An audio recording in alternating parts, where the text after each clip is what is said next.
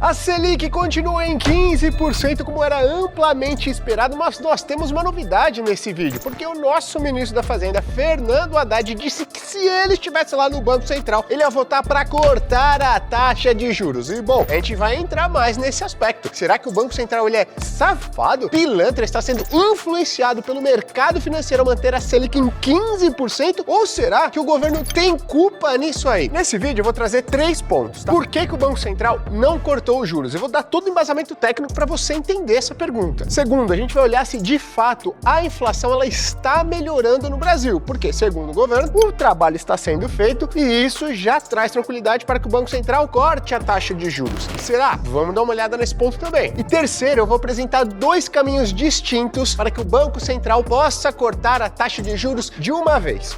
Não é muito legal, eu acho que é ruim, e o segundo é o melhor caminho a seguir. Mas bom, como quase tudo na vida, o caminho correto é o mais difícil. Vamos lá pro vídeo. Que o Banco Central ele não cortou a taxa de juros. Porque quando o Haddad ele vem e fala, olha, o Banco Central, se eu tivesse lá, eu votaria por cortar a taxa de juros. E ele inclusive fala o seguinte, a taxa Selic está em 15%, enquanto a inflação está perto de 4,5%. Correto, eu não vou debater com o Haddad isso, até porque são dados oficiais. Isso está correto. E qual que é o ponto? Por mais que a inflação ela esteja caminhando para 4,5%, que historicamente não é um patamar alto para o Brasil, está inclusive abaixo da nossa média histórica, a gente tem que entender que a meta do Banco Central não é de 4,5%, é do quê? É de 3%. Pô, Gui, mas será que o Haddad não sabe disso? É claro que o Haddad sabe. Por que o Haddad sabe? Porque o Haddad, que é o ministro da Fazenda, ele é o presidente do que a gente chama de CMN, que é o Conselho Monetário Nacional. E não sei se você sabia, mas ele não deixou claro isso na entrevista, que é o Conselho Monetário Nacional que define essa meta de inflação. Ou seja, Haddad definiu junto com Simone Tebet, que é ministra do Planejamento e Orçamento, e junto com Galípolo, que é presidente do Banco Central, que a meta de inflação para o Brasil nos próximos anos é de quanto? De 3%. Não, de 4,5%. Pô, Gui, mas será que o Haddad não sabe disso? É claro que ele sabe, óbvio. Pô, Gui, mas as coisas já estão melhorando, cara. A inflação veio lá do patamar mais acima de 5%. Tá caminhando para 4,5%. Não é razoável a gente supor que isso vai caminhar até 3%? Bom, aí eu preciso explicar uma coisa para vocês. Toda decisão de taxa de juros que o Banco Central ele adota, seja de subir ou seja de cortar a taxa de juros, tem o que a gente chama de efeito defasado. O que é isso, Gui? Toda alta da Selic demora de 6 a 9 meses para impactar a economia brasileira. Seria mais ou menos como se a gente tentasse dizer que o Banco Central está pilotando um carro, que é o juro da economia brasileira. Quando ele vê uma curva chegando lá de 6 a 9 meses para frente, ele já tem que virar o volante agora, para que o carro, que é o juro, faça a curva no momento exato. Dito isso, o que a gente pode entender? O Banco Central, ele não pode tomar a decisão de taxa Selic olhando para o passado. Pô, Gui, então ele tem que adivinhar o futuro? Ele não tem que adivinhar o futuro, ele tem que ter as suas expectativas, ele tem que olhar para as expectativas, para os seus modelos, entender qual que é a projeção de inflação para os próximos 6, 9 meses, né, para os próximos 12, 24 meses. Ou seja, qual que é a expectativa de inflação para o futuro? Porque a minha meta, primeiro, não é de 4,5%, é de 3%. Segundo, eu preciso olhar o que vai acontecer e não o que aconteceu para definir a minha taxa de juros. Pô, Gui, então se o Banco Central tem que olhar para frente, o que ele está olhando agora? Bom, se o Banco Central tem que olhar para frente, ele tem que estar olhando o quê? As expectativas, as projeções de inflação para 2026, para 2027 e para 2028, perfeito? E elas têm, no melhor dos casos, que estar se aproximando do patamar de 3%. E a meta definida por quem? Pelo Conselho Monetário Nacional. Bom, vamos dar uma olhada então, né, ao longo de 2025, o que está acontecendo com essas expectativas de inflação para 2026, 2027 e 2028, para ver se elas estão melhorando, se elas estão caindo. Esse daqui é o Boletim Focus, primeiro Boletim Focus de 2025. E o que ele traz? Ele traz aqui as expectativas de inflação, ó, que tá aqui, que é o IPCA, né, nosso indicador oficial de inflação, para 2025, 2026, 2027 e 2028. Primeiro Boletim Focus de 2025. Dá uma olhada. Vou até anotar. Para 2025, no primeiro, qual que era a expectativa de inflação? 5% ao ano. Show de bola. Vamos anotando aqui. Para 2026, primeiro Boletim Focus, tá? 2026 era de quanto? 4,05. Beleza, aqui, ó. Acima da meta de inflação, hein? Para 2027, 3,90. E 2028? Para 2028 era de 3,56%. Então tá aqui, ó. Isso daqui era a projeção dos melhores, dos principais economistas para inflação no Brasil nesses anos, 2026, 2025, que está acabando agora, 26, 27, 28. Nunca perca de mente que a meta de inflação definida para o Banco Central é de 3%. O Banco Central, o trabalho dele não é definir se essa meta é boa, se é baixa, se é alta. Não é. O trabalho do Banco Central é perseguir isso daqui. Quem tem a função de definir essa meta? Conselho Monetário Nacional. Ministro da Fazenda, Ministro do Planejamento, que hoje é Simone Tebet, e presidente do Banco Central, Gabriel Galípolo. Perceba que os três foram indicados pelo atual governo. Então, se o atual governo acha que essa meta de inflação é muito baixa, o que ele tem que fazer? Ué, vota para aumentar. Colha as consequências disso que você quer fazer. Se vai ser bom, se vai ser ruim, eu tenho a minha própria opinião. Agora, você falar que a meta de inflação é muito baixa, você tá com o poder de alterar e não alterar e ficar botando a culpa no mercado financeiro, aí não dá. Mas bom, vamos continuar. Qual então, pegando o último Boletim Focus, as expectativas, as projeções de inflação dos melhores economistas do Brasil para o mesmo período? Isso agora, em novembro. Vamos dar uma olhada. Esse aqui é o Boletim Focus do dia 31 de outubro de 2025. Então o que eu fiz agora aqui, ó? Desse lado. Eu peguei o último Boletim Focus, que foi divulgado agora, né, no final de outubro, para pegar as expectativas de inflação para os anos entre 2025 e 2028. Vamos dar uma olhada, comparar. Lá no começo do ano, o mercado esperava que a inflação ia acabar ali, ó, perto de 5% ao ano. Qual que é a expectativa agora? Pô, bem melhor. Terminar em 4,55. E aí, é o destaque que todo governo tá falando. Pô, pelo amor de Deus, ó, a expectativa de inflação saiu de 5, foi para 4,5. De novo, a gente já viu que essa não é a meta de inflação do Banco Central. A meta de inflação do Banco Central é de 3%, podendo ir até 4,5, ou seja, tá acima do teto da banda do Banco Central e oscilar até menos aqui, 1,5. Mas mesmo com esse arrefecimento das expectativas, ainda tá acima do teto da meta. Então não é motivo para ficar brigando com o Banco Central, pelo amor de Deus, precisa cortar a taxa de juros. Calma aí, meu amigo. Tu definiu sua meta de inflação, tô indo atrás, fazendo meu trabalho, pelo amor de Deus. 2026, expectativa era de 4,05 lá no começo do ano e agora 4,20%. Ou seja, a inflação esperada para 2026 hoje é mais alta do que a gente esperava lá no início de 2025. Pô, vamos olhar os próximos anos, Gui. 2027 saiu de 3,90 para 3,80, caiu 0,10, caiu muito pouco, de novo, acima da meta do Banco Central, do centro, né? 2028 era de 3,56, tá em 3,5%, levemente acima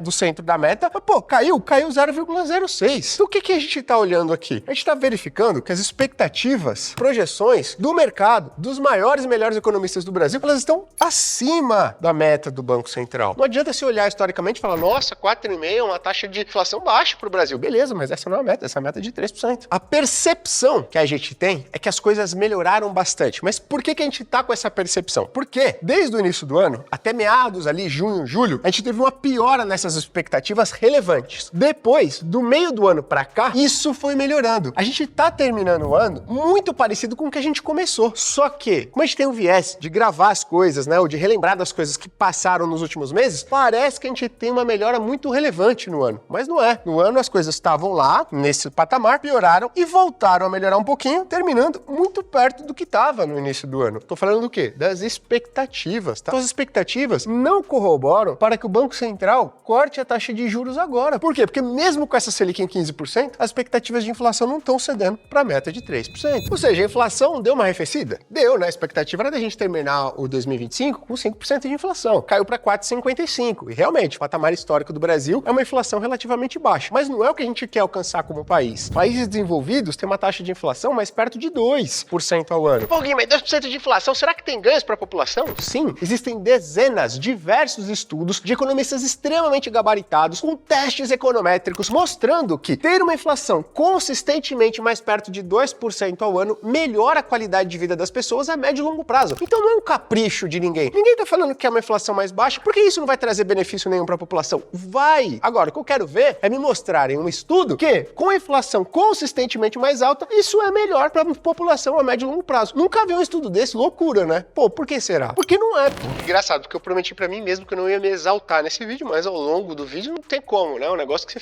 começa a ficar maluco aí. Então, olha só, falando de queda da taxa Selic, tem dois caminhos para que isso aconteça de maneira relevante, tá? Eu não tô falando da Selic cair de 15% para 13%, para 12% no começo do ano que vem. Não, tô falando para a Selic cair de verdade, pra gente chegar lá no IPCA mais praia, para ganhar bastante dinheiro, para as coisas se valorizarem bastante, o país começar a andar de verdade. Não crescimento de 1,5%, 2% ao ano e sair comemorando isso daí como se fosse uma grande maravilha. Não, para que a Selic caia de verdade, tá? De maneira significativa. E tem dois caminhos para isso acontecer. Um é o jeito fácil e o outro é o jeito difícil. Como quase tudo na vida, né? O jeito difícil, normalmente, ele traz mais benefícios a médio e longo prazo. E o jeito fácil, ele pode trazer alguns benefícios a curto prazo, mas ele é pior a médio e longo prazo. Bom, o jeito fácil é chegar lá, galera do CMN, vou falar, gente, realmente, a gente não conseguiu cumprir os requisitos para o Brasil consistentemente apresentar uma inflação ao ano de 3%. Eles podem chegar e falar o seguinte, ó, a gente não vai conseguir entregar uma inflação de 3%. Não teve um alinhamento dos astros aqui e tudo mais. A gente não vai conseguir. Então o que a gente vai fazer? Vamos aumentar a meta de inflação. A gente está conseguindo entregar quanto? 4, 4,5, 5? Pô, vamos voltar para onde o Brasil teve aí, ó, sua meta de inflação por muito tempo, que é o quê? 4,5%. Pô, mas vão falar, gente, mas isso aqui a médio e longo prazo é pior para a sociedade brasileira, correto? Correto, mas é o seguinte, isso aqui traz benefícios de curto prazo. Quais benefícios de curto prazo? Corte da taxa Selic, redução do juro real brasileiro, mais atividade. Isso no curto prazo. Esse caminho mais fácil, de você alterar a meta de inflação para os próximos anos, pode ser um caminho a ser percorrido nos próximos anos aí. Qual que é o caminho difícil? A gente pegar a causa desse problema. Pô, 3%. Porque outros países, inclusive países emergentes, conseguem ter uma inflação rodando perto de 3% e o Brasil não consegue. Por que o Brasil tem esse juro real altíssimo, que é a diferença entre o nosso juro a Selic e a taxa de inflação? Pô, esse negócio aumentou pra caramba nos últimos anos. Por que a gente não consegue ter esse juro real caindo ainda mais? O caminho difícil é você atingir a causa. Qual que é a causa dessa Selic alta? E eu vou mostrar uns gráficos para vocês que podem te ajudar a entender o meu raciocínio. Olha só, peguei um dado que o nosso ministro da Fazenda, o Haddad, ele destacou. Ele falou, ó, o juro real no Brasil, ele tá muito alto. O que é o juro real? É a diferença entre o CDI, ó, a Selic, e a inflação, medido pelo IPCA. Eu peguei o histórico desse juro real no Brasil aqui em 12 meses, né? Então você vê, ó, que lá em 97, 98, teve crise e tudo mais, o juro real no Brasil, ele precisou ficar relativamente muito alto, acima de 25% em um período de um ano. Depois, isso foi caindo de maneira consistente, tá? Aqui a gente teve o período do governo Lula 1, basicamente, Lula 2, essas coisas foram caindo aqui. Depois a gente ficar um tempo bem relevante aqui, ó, no patamar de 5%, a gente tá voltando a ver a taxa de juro real se aproximando de 10%. De novo, não estou contestando os dados. De fato, o juro real brasileiro, ó, acumulado em um ano, tá voltando para um patamar muito alto. Patamar que a gente viu ali, ó, pós-pandemia, pós-crise da Dilma, do ano de 2014, 2015, 2016 ali. E antes disso, só ali algo mais perto ali da crise do subprime e tudo mais, lá dos Estados Unidos. Ou seja, é um patamar significativamente muito alto. Por que isso acontece, Gui? Isso acontece porque o Banco Central, aquele era malvadaço, aquele era péssimo, aquele era muito malvado. Aqui ele era malvado. Só que aqui a gente teve um Banco Central bonzinho, pô, que conseguiu cortar a taxa de juros. Ele cortou, por quê? Porque ele era bonzinho, entendeu? Aí agora a gente ficou com o Banco Central aqui bonzinho, aí agora a gente tá com o Banco Central malvadão, pô. Por quê? Porque aqui o mercado financeiro ele tava mais tranquilo, ele não tava malvadão. Aí agora o mercado financeiro voltou a ficar malvado, entendeu? Ele quer taxa de juros real muito alta. Então aqui, ó, tá o problema. Esse mercado financeiro junto com o Banco Central, eles são malvados. E eles querem isso daqui, taxa de juros real. Será? O que eu quero mostrar? O que tem aqui, ó,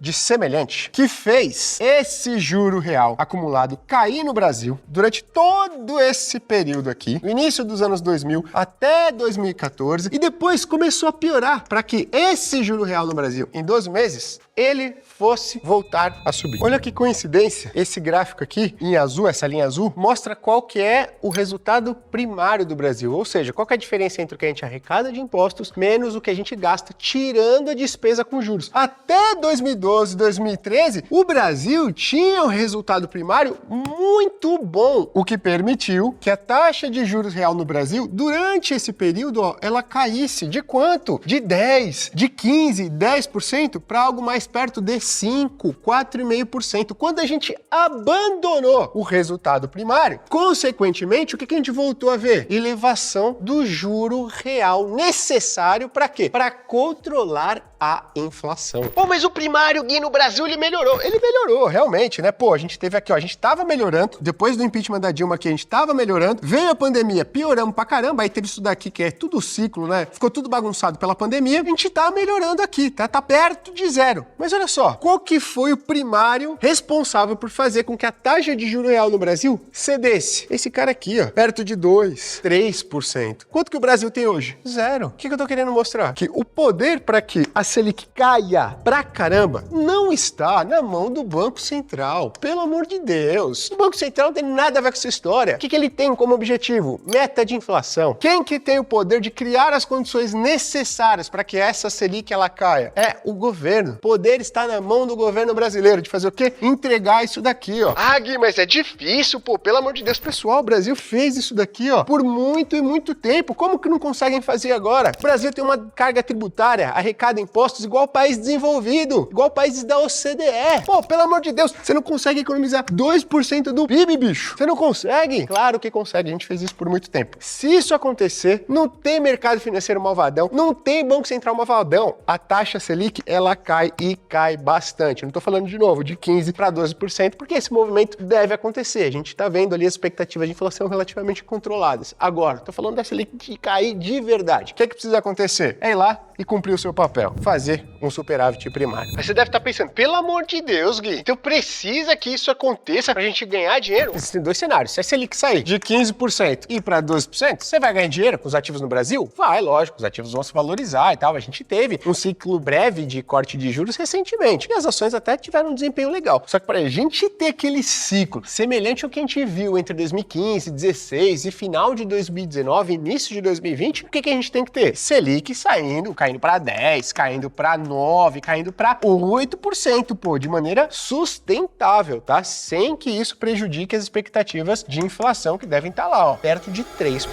Agora deixa eu te fazer uma pergunta. Você sabe exatamente o que vai acontecer com seus investimentos, com seu dinheiro, se a Selic sair de 15 e for para 12%, depois ela voltar a subir porque a gente fez cagada lá no resultado primário? Ou você sabe o que vai acontecer se sair de 15 para 10, para 9, para 8%? Deixa eu te dizer uma coisa. Eu sei exatamente o que vai acontecer com a carteira das pessoas que estão lá na Finclass. A gente monitora todos os cenários possíveis e a gente traz cenários de expectativa de valorização para cada um dos ativos que a gente tem na carteira. É uma segurança que eu tenho certeza que vai fazer diferença para você no ano que vem, porque ano que vem tem eleições. E a melhor maneira de você ficar tranquilo com tudo que está acontecendo, sem ficar preocupado com as notícias que vão sair aos montes no ano que vem, é você garantir uma equipe de analistas profissionais para te ajudar, ó, com seus investimentos. E olha só, hoje eu estou abrindo o mês dos investimentos na Finclass. O que é que isso significa? Você vai contar com a ajuda do nosso time para montar a melhor carteira possível para você passar tranquilamente pelo ano que vem, que é um ano de eleição, sem ficar perdido, ou seja, com seu dinheiro bem alocado e detalhe, com 50% de desconto e com alguns bônus exclusivos. O que é que você vai fazer? Clicar no link da oferta aqui, entender tudo que a gente pode fazer por você, mas tenha certeza, seu dinheiro vai estar alocado da melhor maneira possível. Não tenho dúvida que você não vai se arrepender.